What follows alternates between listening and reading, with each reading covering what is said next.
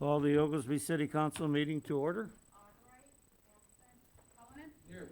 Curran? Here. Mieski? Here. Rivera? Here.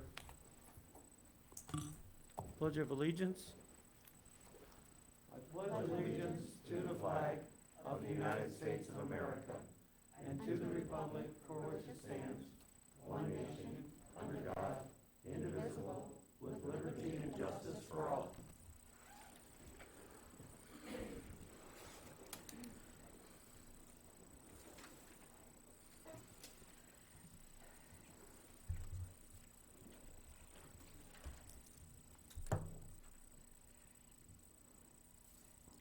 I need a motion and second to approve the April 19th regular meeting minutes.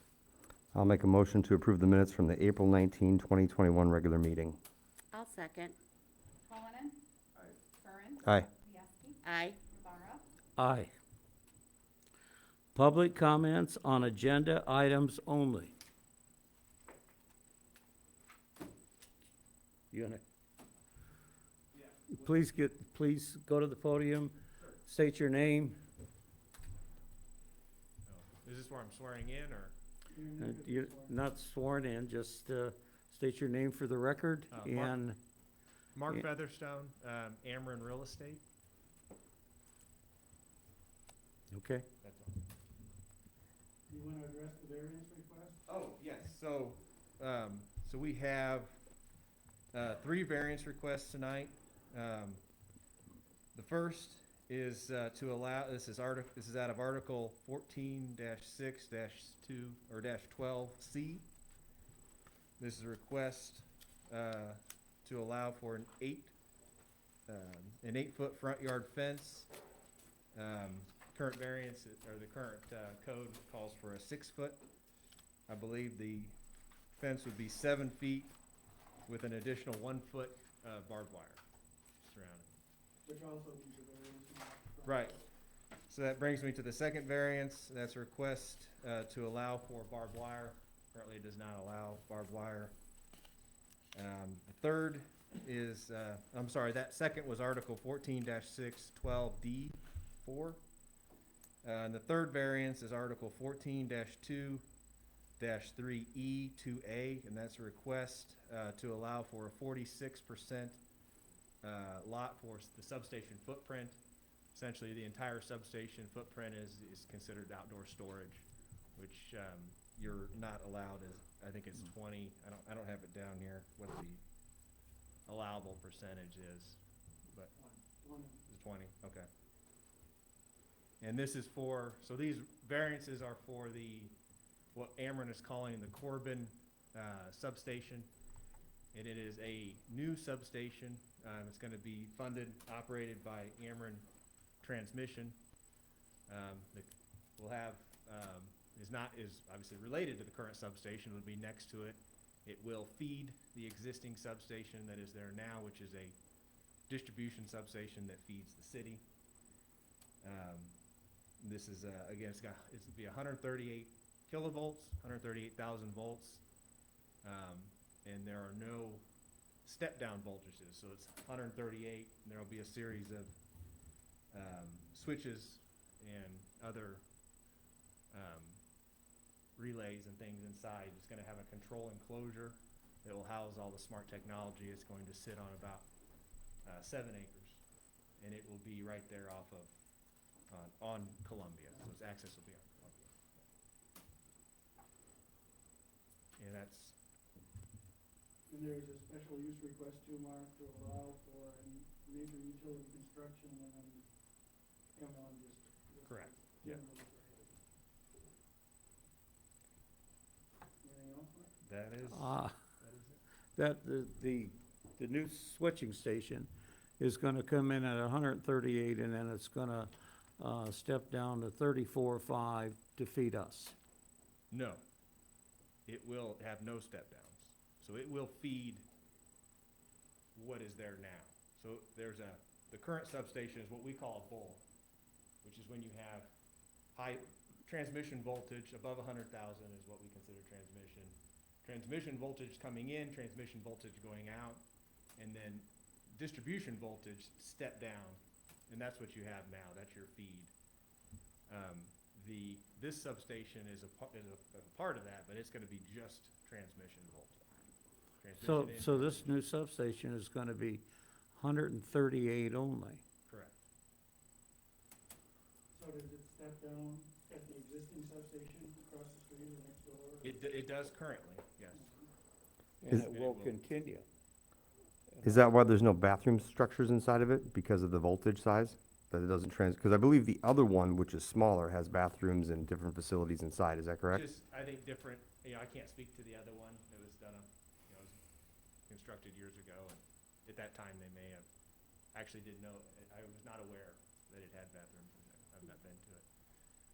Again, I think it's important to note that Ameren's made up of 3 companies, Ameren, Illinois, Ameren Transmission, Ameren Missouri, and Ameren Development. Ameren Illinois serves the town through that substation, they own the sub. And Ameren Transmission is another company within Ameren's umbrella. I mean, we're all under one umbrella, but they're 2 separate entities. But we're completely prepared to speak about the other entity that is actually serving you. Now, this is going to increase reliability between the switching and additional lines coming in to that area. But I'm not prepared to speak on how that will benefit the city directly. I'm not looking to put you in a bind and speak to something that is not actually your area. One of our concerns through this is that if you're gonna have a building that's 30 by 60, I believe that's the dimensions of it, it has to be heated in the winter. It's gonna be air conditioned in the summertime. You're gonna have Ameren employees, relay techs, those kind of people in there working on that equipment. And one of our questions that came up is, where they're gonna go to the restroom. Can I read something about the control enclosure specifically? I think it'll answer that question. Okay? As I read this, because I am, in real estate, I'm not the expert. So this is what we consider a control enclosure. Again, if you think about like your laptop needs, it's got a fan, it needs to be temperature controlled. If it gets too cold or too hot, it doesn't function. So that's where all of our technology is housed inside this. So control enclosures at substations and switch yards like Corbin provide a weatherproof and environmentally controlled protection for various substation equipment. Much of this equipment is electrical, may contain batteries, and deals with the internal communication and relays of the substation's operations. There are operating ranges of temperatures that need to be maintained for optimal performance of the equipment and batteries in a control enclosure. A computer has a cooling fan mechanism inside to keep the motherboard and battery inside your PC from overheating. This is a similar analogy to why control enclosures contain heating and cooling equipment to maintain the proper temperature for the electrical relays and batteries inside.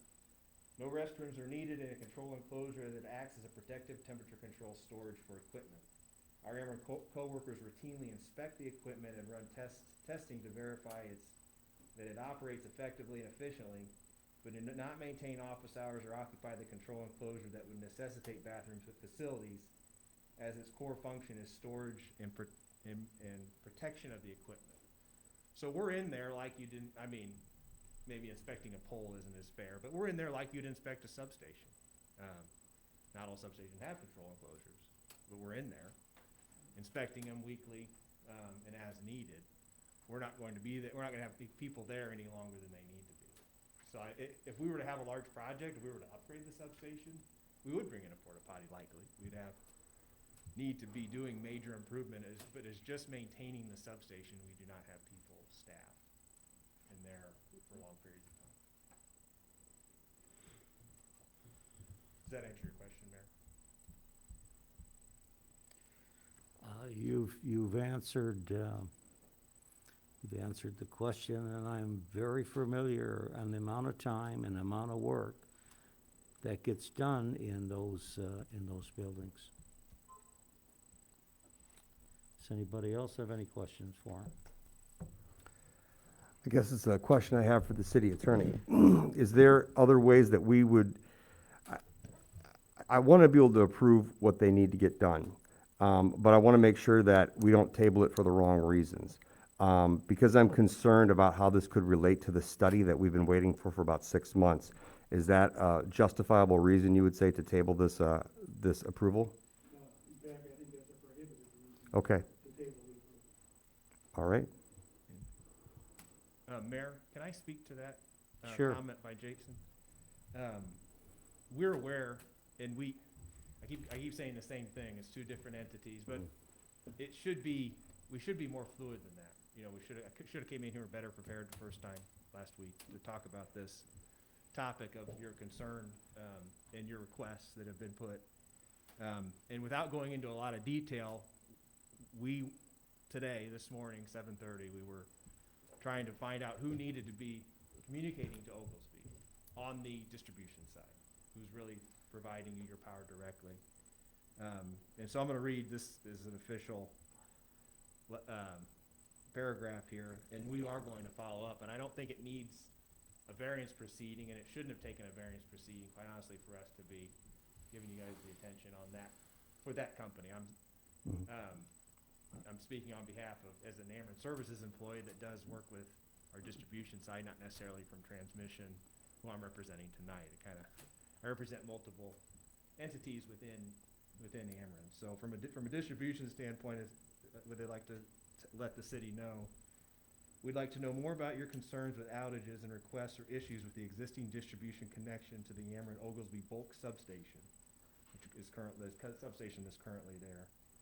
After an initial discussion with you at the last meeting, we are setting up a time with members of the distribution team and city administration and their staff to listen and understand the issues at hand, which we believe is not tied to the new Corbin substation, the new transmission substation.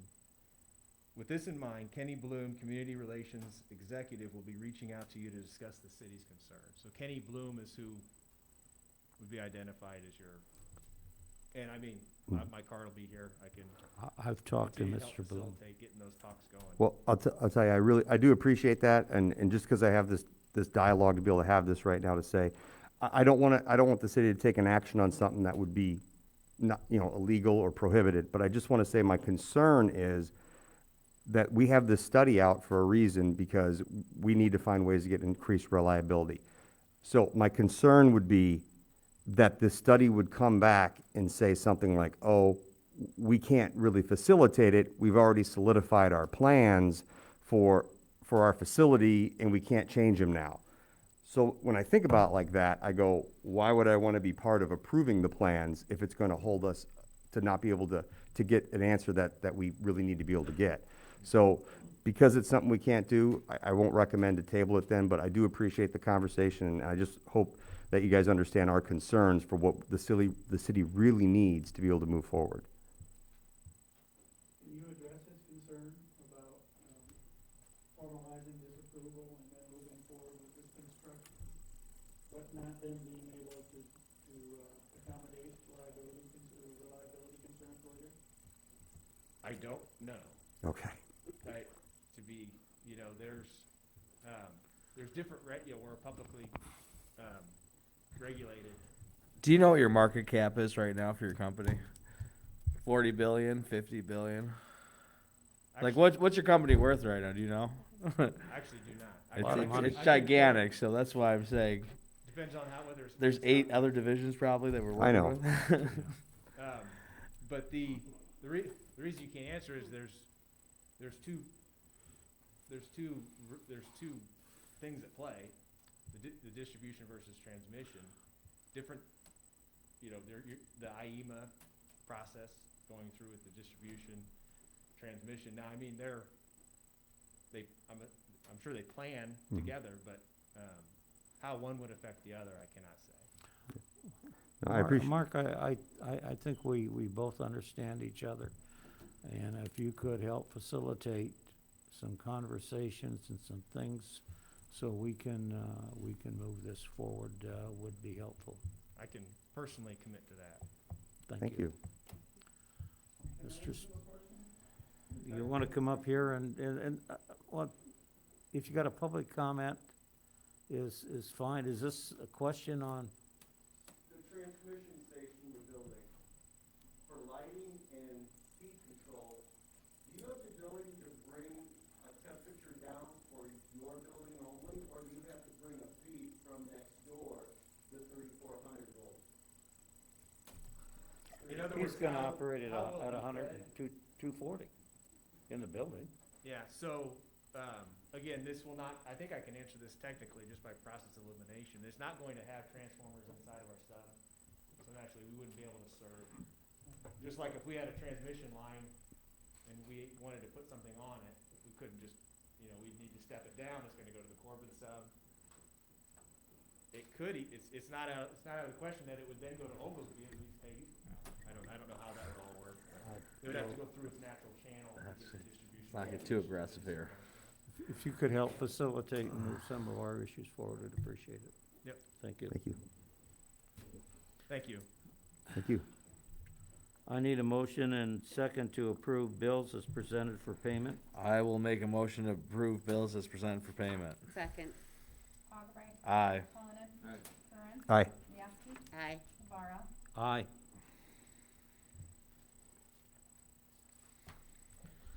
I have here proclamation by the mayor to hereby proclaim the month of May this year, 2021, as Motorcycle Awareness Month in the city of Oglesby, Illinois, and urge all motorists to join in an effort to improve safety and awareness on our roadways.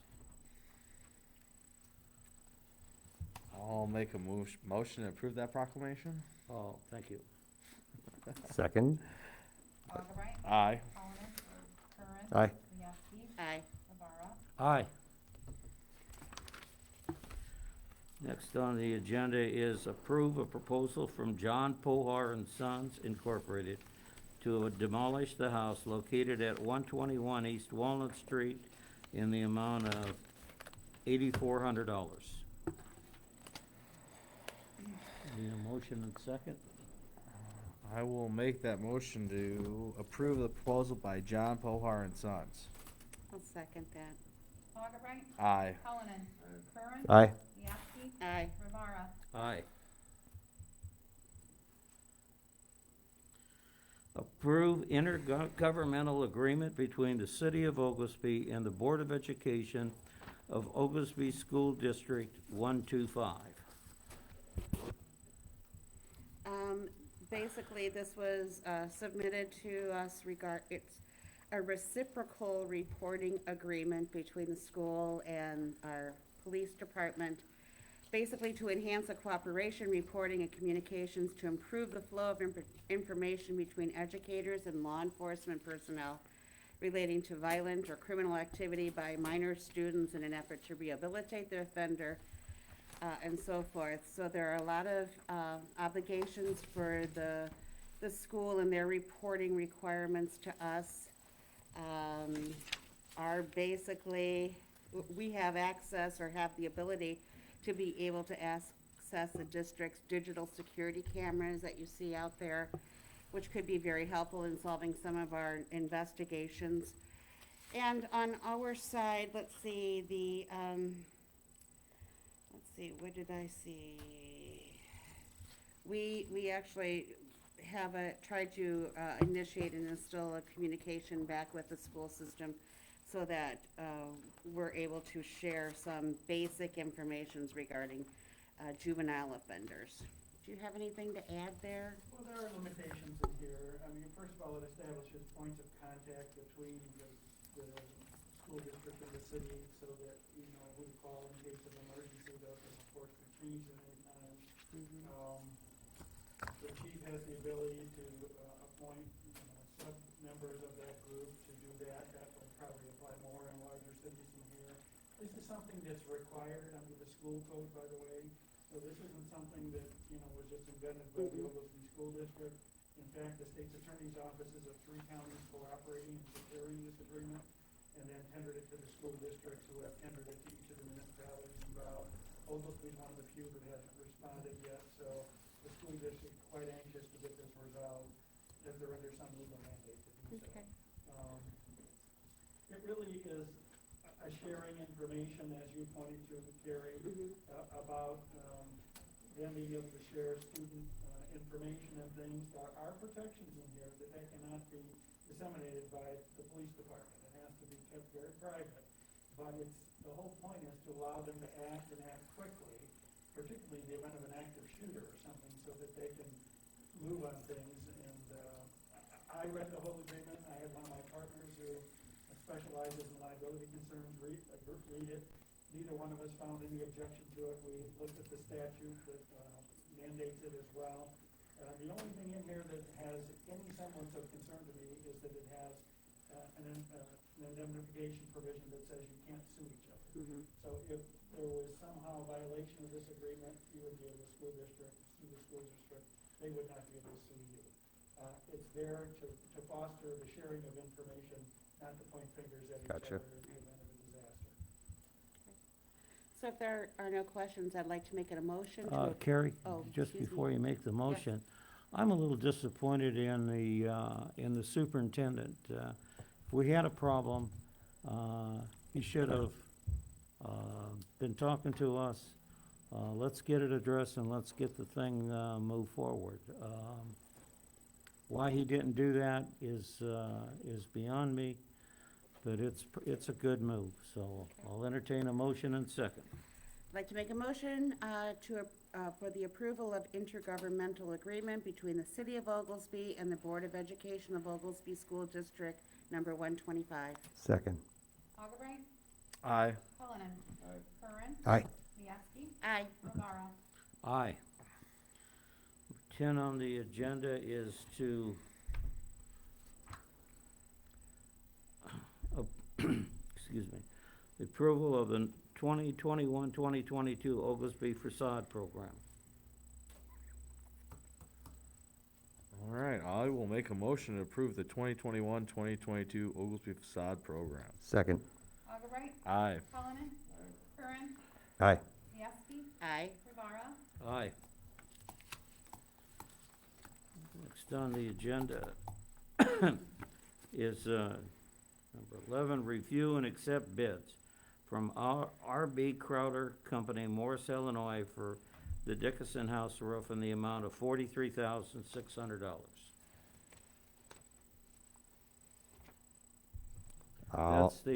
That's part of the roof that wasn't repaired the last time. This way the roof will be repaired and hopefully it'll stop the leaking. And it also repairs, I believe, with it funneling instead of into the sanitary, it'll funnel it out to the sides of the building as well as it's supposed to be. So we're doing everything then? I That was gonna be my believe question. so. So what was the total bid then? Just so everyone knows. 43,600 I read here. The total base bid is 42,600. Ultimately, 3,700, two is 6,275. So altogether, it's 53,570. Oh. Okay. Okay. Are those alternates the ones we need to get to be able to get the other portion? Oh, so we do need to approve it for that. Okay. All right. So, I just wanted it public so they knew how much we're spending. sounds Yeah. good. How about I do it like this then? I'd like to make a motion to review and accept the bid of R.B. Crowther Company, Morris, Illinois, for Dickinson House re-roofing for total bid price of $43,600 plus alternate option 1 for $3,700 and alternate option 2 for $6,275. Second. Augubright. Aye. Cullinan. Curran. Aye. Mieski. Aye. Rivera. Aye.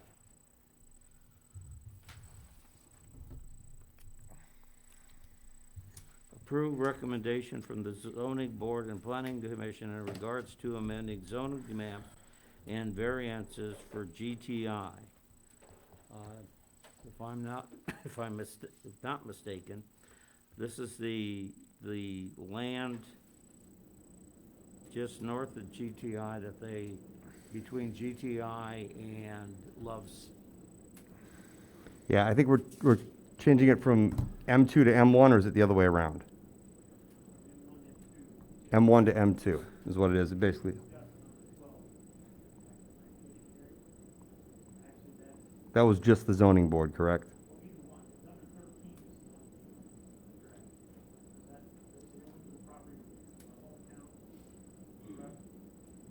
Correct, yeah, there was no number 12 before the zoning board or planning commission last week, so you can cross that one off.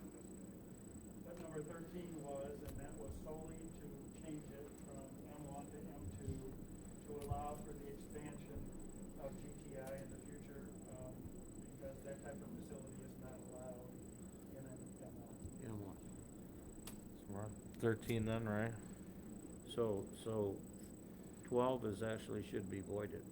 Boy, yep, you can cross that one off. Oh, because, okay. So you're seeking a motion for number 13? Right. Correct. I see what you're saying. It's the same thing, just the name. National Bank is trustee for the landowner that is going to be selling that parcel. Got it, okay. All right, I will make a motion to approve recommendations from the zoning board and plan commission in regards to amending zoning maps and zoning variances for Hometown National Bank. I'll Sec- second. Augubright. Aye. Cullinan. Curran. Aye. Mieski. Aye. Rivera. Aye.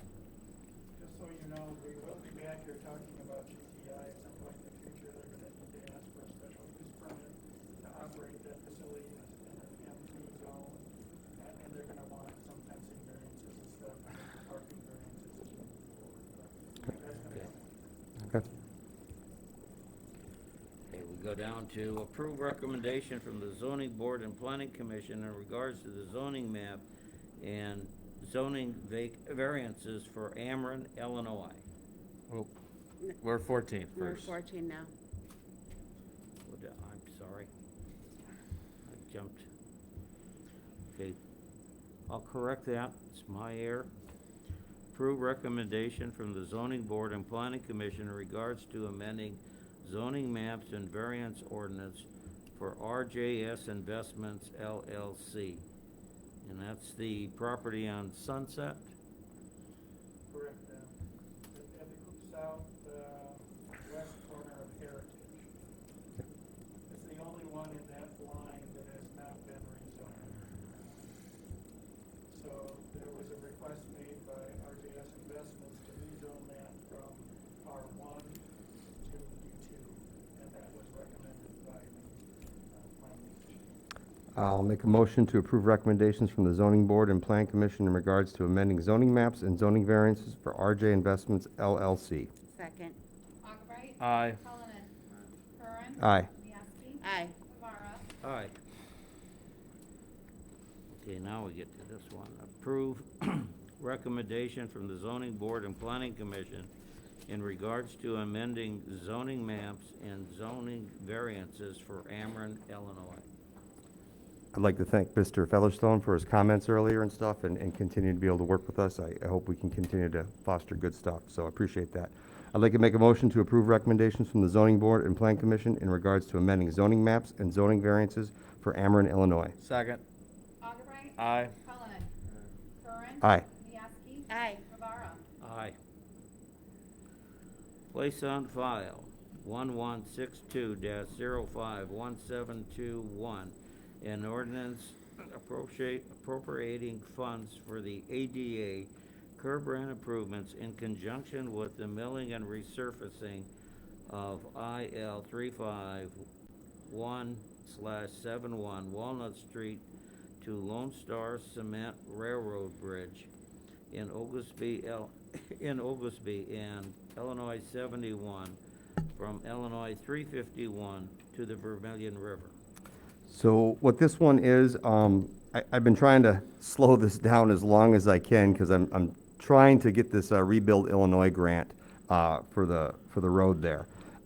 This is kind of it relates in the fact that when they do the work next spring, there's an option to where they can do all the ramps to make them ADA compliant, basically wheelchair accessible, all that stuff. We only have to have a 20% cost that we have to incur. So this resolution is about $14,300, I think, something like that.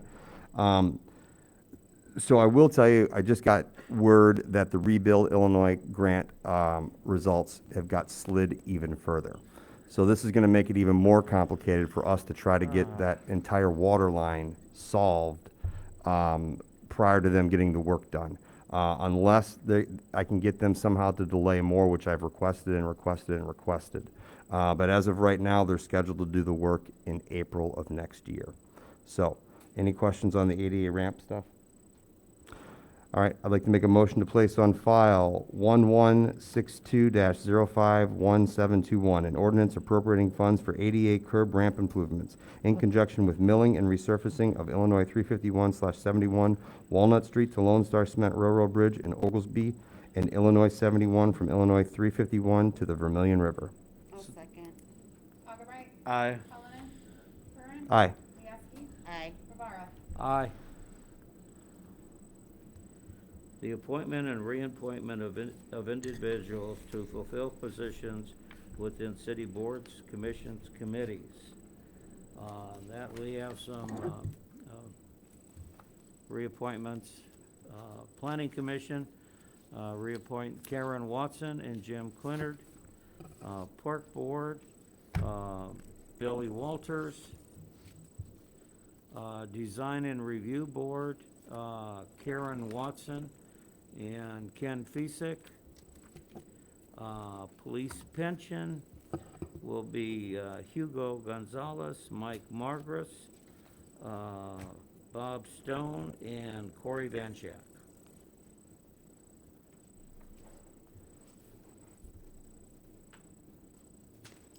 I'm sorry, didn't you get me?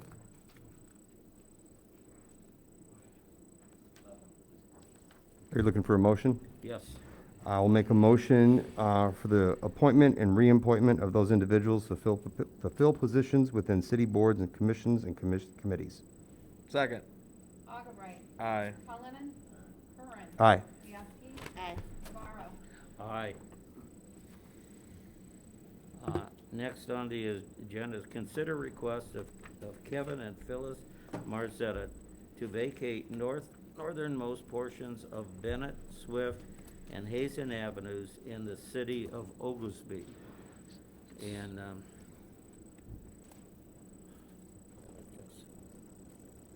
I am requesting the city of Oglesby Council approve to vacate the north ends of Haven, Swift, and Bennett Avenue, excuse me, to coincide with partial loans by my wife and I. These street portions are unimproved, and due to the steepness on the south ends would likely be unfeasible for street use. By vacating, this would allow us as property owners more flexibility to future building sites. I have a plat available for reference, been in contact with Commissioner Jason, Assistant Clerk Patty Epperkraut, who have been very helpful with my request. They've also met with our city attorney, and no one sees any problem. It's Yeah, I maybe can explain this a little bit to you if you're not terribly familiar with it. So these are all the streets between Columbia and the school, north of Moreland, Bennett, Swift, and Hazen. They go half a block or so, and then they just kind of dead end. The Marzettas own most of the property on both sides of those platted streets. There's only one lot that they don't own in the area in question, and they own all the land north. So if you were to vacate the street under Illinois law, half goes to each abutting landowner. So since they own the lots on both sides, they're effectively gonna get it, except for that one lot, which is over on the east street. I forget which one that is, but if you look at the terrain, they just fall off there. They said the south end, but I think they meant the north end of those streets. Jason and I have looked at it. Jason had a concern possibly about a sewer clean out or something. Mhm. We determined that is accessible from an alley from Columbia that comes back that the city already owns and will retain. So I don't see any problem with it. I would recommend that we adopt the ordinance maybe the next meeting, that it certainly retain and preserve any utilities that the city might have in there. So if you have a water line or a sewer line that we're not even aware of, but that we find that property, they don't have any right to tear it up, they're part of their right to continue. Yeah, I had a good conversation with him. We were considering bringing this to the zoning board, but I guess it's not really required.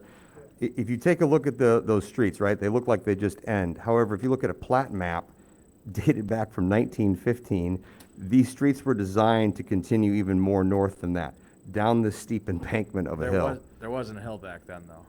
What was it there then? It was, all that There dirt was was a made to train or fill in something. the train, whatever they call that. Oh, that's interesting. I did not know So it used to be a that. wooden bridge all the way across it and burned down, so that's why they took all that dirt to fill it in. Well, that explains that a little bit better, because I was Yeah. always So wondering, 1915 I was wondering why they ever thought that would be a good idea to put streets there. So I did talk to him.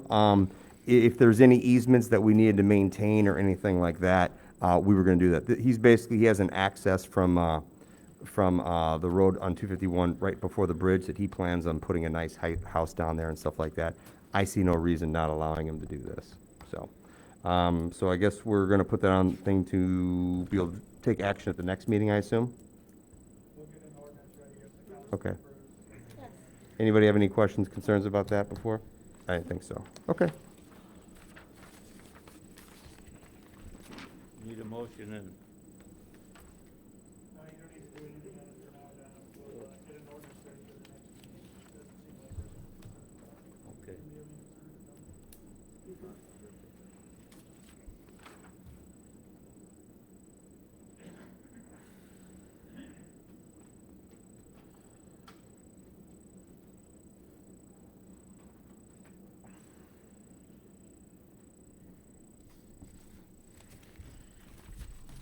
Next on the agenda is consider request from Claudettes and Bulldogs Bar for a street closure in August 2021. And the letter I have here is on behalf of Nick and Lisa Carrico, Claudettes and Rich Baldridge, Bulldogs Bar. We would like to ask the city of Oglesby to allow the closure of Walnut Street from Glen Avenue to Spring Street on Saturday, 8/28/2021, from 10 a.m. to Sunday, 8/29/2021, 12 a.m., to allow the Cops for Cancer end of summer benefit with music until 10 a.m., 50/50, basket raffles, craft, vendor shows, kids activity. All proceeds to benefit Cops for Cancer. The street will be cleaned and ready to open by 12 midnight. Thank you for your consideration. Discussion? So we're talking Saturday 10 a.m. to Saturday midnight, right? I'm not good at this whole 8:29 at midnight. So we're talking 10 hours, From Saturday, Or- 10 a.m. to Sunday, 14 hours.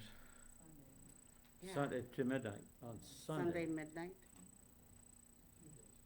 2 days. 2 So days. that's, Is this taking the place of the Cedar Point, which is usually at the end of July, or is that in addition to? Kathy, can you clarify that for us? It's in addition to that one. They wanted to do this because last year, Cops for Cancer lost like $200,000 Right. with not having theirs. And I know they've been in contact with Betty, and she couldn't do the Palooza this year either, so that's like about $85,000 they've lost. Mhm. So they're trying to get more money because right now, they don't have enough to distribute to the needy. Just so everybody But I understands. thought it was just one day, but I could be Yeah. wrong. I don't know what she has on that paper. Do you want to table it till we get some clarification? Well, I don't- one day, but I don't- close for 2 days. I don't know what cleanup's like, but I feel like they don't need all day Sunday to clean it up, is what I'm saying.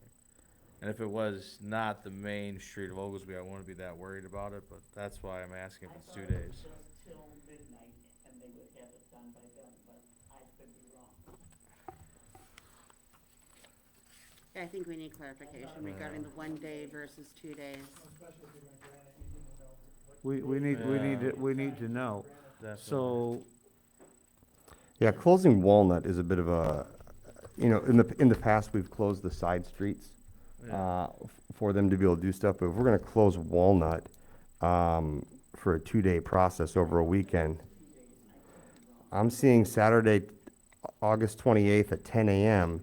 to Sunday, oh, it does say 12, I guess I know what that means. Okay, so they're basically saying Just one. 14 hours of that day. I guess I'd probably be curious, we really probably need to get with the cops and street department to see what the I mean, because this is also a county road that goes through there. People get to Starve Rock and things like that, that we're gonna have to reroute through a residential area. In the summertime.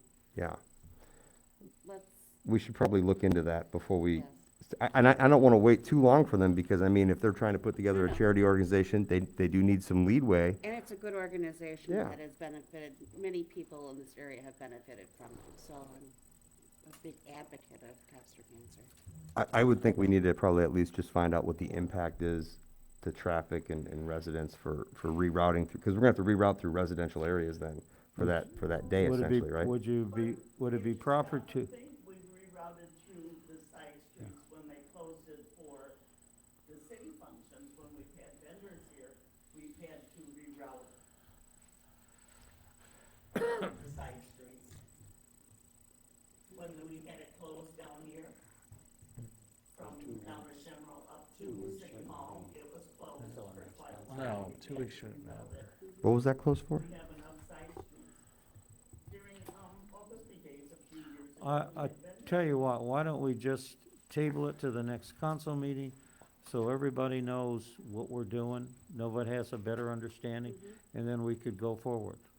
We don't have a problem if it's basically what I'm hearing for one day, but we just need to dot some i's and cross some t's. Oh. So I'll entertain a motion to table it to the next council meeting. I'll make a motion to table until the next council meeting. Second. Augubright. Aye. Cullinan. Curran. Aye. Miyake. Aye. Rivera. Aye. That's on the agenda is discussion on wage proposal for emergency personnel. Dom and I just kind of tossed this around a little bit. We're currently in the process of working on the police contract as well as the IBEW contract. And normally, other support staff wage increases fall after those contracts are reviewed. And so we know that we're giving something fair across the board to everybody. So Dom has requested that we table this until we hammer those negotiations out a little bit further, and that those wages then would be retroactive back to the May 1st.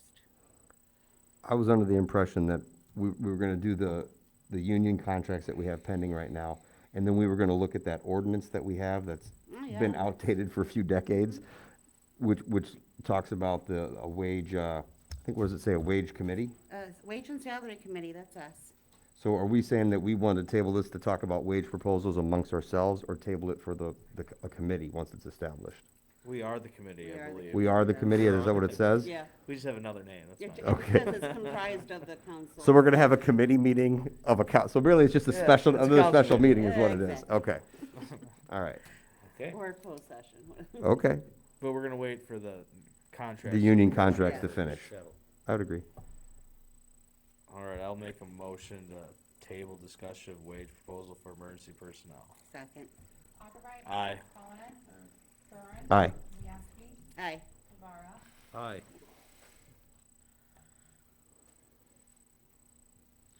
Old business, smart meters update. I actually have 2 items under old business. These are items that I said I'd give updates back on about from our working meeting last week we had. The first one is on smart meters. I did take a look at it. There is actually indeed a discount on a bulk purchase order. If we order 500 or more, to get 10% off. I did talk to them. One of the reasons we didn't order a lot in the past was there was an issue with the ranging issue of it being able to pick up the automatic reads.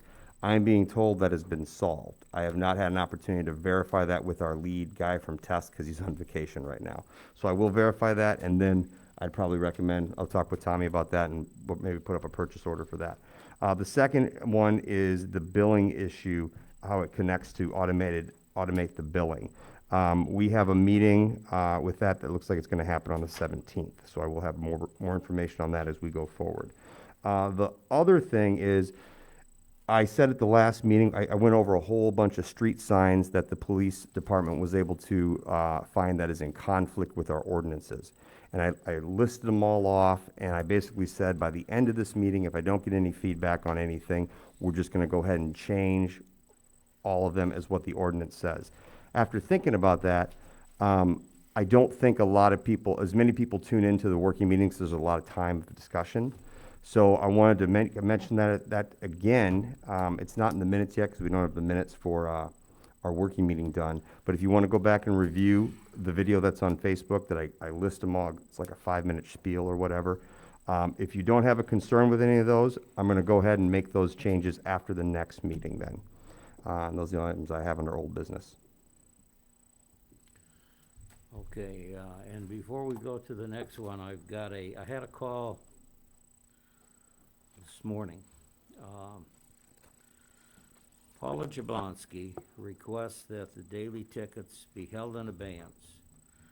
She'll know by May 15th if she is a successful bidder on a piece of property she intends to purchase. She would then move her cats to this location outside the city limits ASAP. We've been working with Mr. Blonsky for a year now in trying to bring the issue into compliance. And so asking us to hold, well, she sees if she gets the winning bid, and then if she gets the winning bid, how long it's gonna take to get the closing on that piece of property, and then after the closing, how long it's gonna take to get those cats all moved over. Brings me to issue with that it was still brought up by complaints from her neighbors regarding the smell, and it's really discourteous to our people in Oglesby that have dealt with that smell now for a long time. After making those initial complaints, I would not be in favor of holding the visits and/or the citations until we actually see in hand that she has a piece of property that will have a closing date on it and have a drop dead date of when those cats would be moved. But in between now and then, I would still be in favor of making the visits and citing, my opinion. And so I do a lot of this whole real estate thing, but she doesn't have a contract yet, is what, she just put a bid in and then they're gonna wait 14 days to look at the bids? What she That's a told- long what- time to me. What she told me in our conversation this morning was that, she is the high bidder. The individual, the owner of the property, is out of state. He won't be back until I think the 12th is what she said. So I added a couple days, cause people get back are they gonna make that recommendation? I told her that I would forward her request, but we have been trying to work with her for well over a year. And, She's consistently ignored us too for a year. well, That's my issue with it. we have her attention when we ticket her every day. You It's know, unfortunate that it has come to that, but I think Tom has hit it on the head that we've reached out numerous times with, being met with being ignored, not answering the door, not accepting certified mail.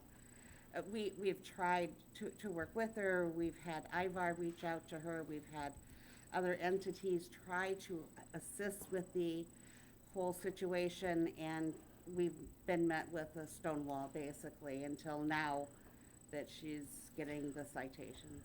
and the citations have, I guess, moved us off a dead center and hopefully down to a resolution. Yes. You know, we have, the county health department had got involved in it. You know, if we see some progress, then there is something we could look at. I would entertain the discussion again once they're actually see progress. But a conversation that I am the highest bid and I will know in a few weeks isn't progress yet. So I think we all understand what we're dealing with. We're dealing with a lady that has 18 cats, 16 cats, that has spent over $20,000 in the last couple of years on these cats. And even an accepted offer could still fall through. That's my Absolutely. issue with it. I've seen I that a lot. understand, Tom. Yeah. I understand. We gotta keep the pressure on because we've got, other people. I would, Okay, I'll move on to public comments. Having none. Commissioner reports. Thomas. I have nothing to report tonight. Let's see, from the ambulance department in April, they did not have as many transfers or calls than they usually do. They had 59 calls and 28 of those were transfers. Just a reminder that is it June 7th, June 8th for the, no, not the blood drive. I don't know the date of the blood drive. For the pork chop dinner for the ambulance. It's in our mailers. But please know that it is a drive-through only. It's always been a very good fundraiser and with excellent food. So make sure that you want to take your family or at least somebody go drive-through and pick up. I highly encourage. And tickets are available in advance here is one of the places you can purchase. Fire department, they had their 12 calls, 5 of them being mutual aids, 3 of them accidents, and a couple of them with wires down. Now in April, we have had some activity within our police department. Let's see, not as many traffic stops, so only 39 for the month. Only 2 accidents and 23 case reports, so a little less activity on that end. I can tell you though that, you talk about the Bulls and their 3-peats and this and that. I've got an officer of the month that this is his 6th time out of the last 11 months to win officer of the month, and that would be Sergeant Hugo Gonzalez. So a big thank you and shout out to him and his hard work. Jason, before I forget, can I go? Sure. ATV and UTV permits are now up Yes. again. Every year you have to get them done, so we're in May, so this is a new year for that. And as another reminder, please follow the state laws, including, do not go Columbia, do wear seatbelts, do not have anyone sitting on the back of your golf cart that's not inside the roll cage or anything like that, please, because that is not allowed by the ordinance. It's still follow the rules of the road kind of thing.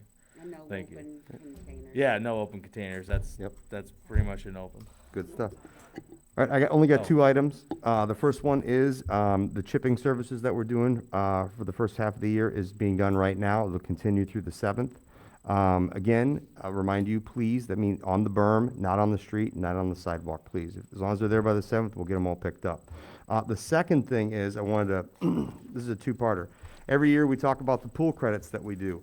I want to make a mention, a little more detail this time.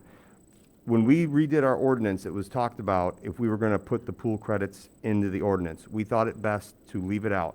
Still going to allow it. It's a great service, the thing that we do, gives some cost savings to residents, but I did not want to put it in the ordinance for multiple reasons, and one of them is this next part I'm going to talk about. But by us not having to put it in there, we don't have to be very specific about giving the size and the amount and the exact times like that. So it's done pretty easily. If you have a pool and you're looking to fill it, after you fill it, you call City Hall. They're going to ask you some questions about the dimensions of your pool when you finished it and stuff like that. They're going to look at your billing and stuff, and they're going to see it, and they're going to give you a credit for anything that would not have to go down the sanitary. Why am I saying it this year? We're going to continue to do it, but there's a lot of people that are calling and requesting it that are behind on their bills, okay?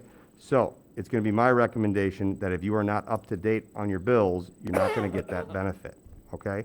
So if you're up to date on your bills and you're filling your pool, we're still gonna continue giving that benefit. And just for references, Peru, LaSalle doesn't offer it at all, and Peru does it, but they do it once with a new pool assigned when you get a building permit. So it's a great service we get, and I wanna be able to continue it, but as a help, please continue to pay your bills. Thanks. Cully?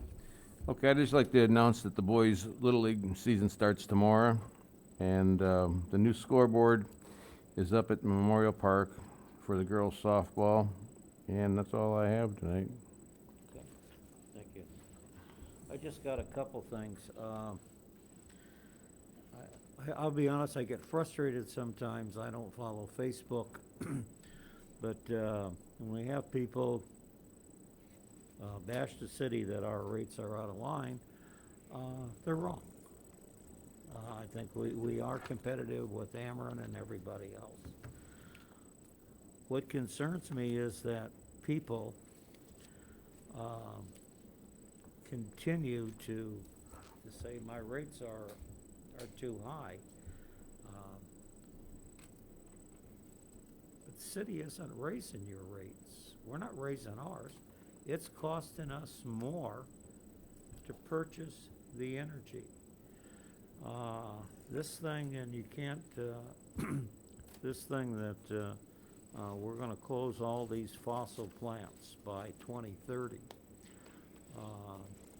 And we're going to replace it with clean energy, wind, solar, and I just hope we have the sense to keep the nuclear plants open.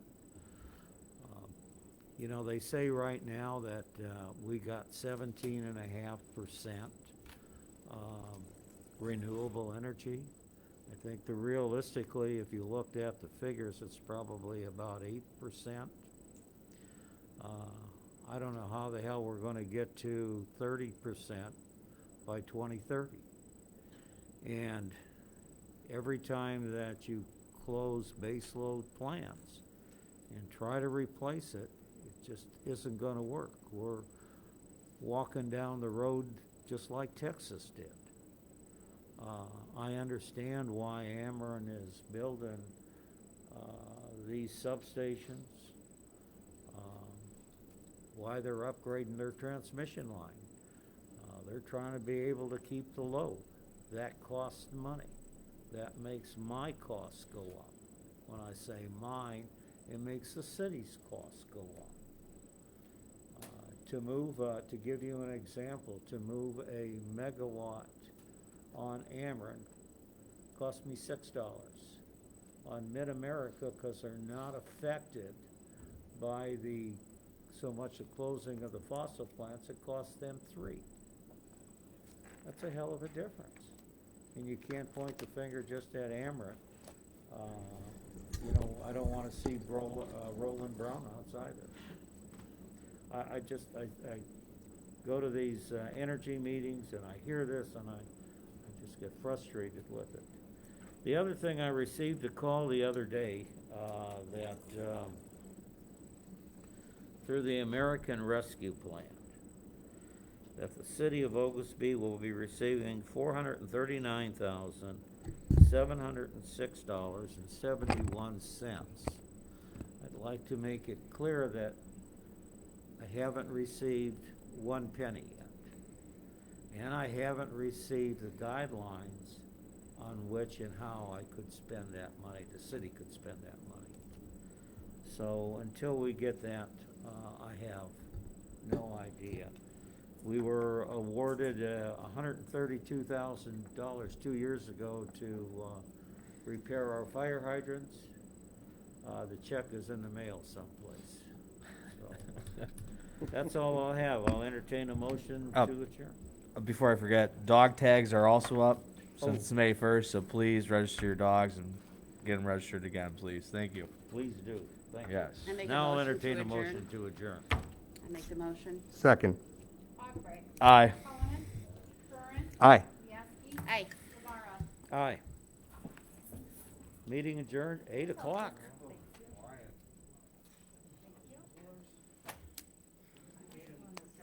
Yeah. What is the date? Help me. I know, what's the date? Is it the 7th or the 8th? You know what? No, it's Monday. I have it right here. I have it right here. It is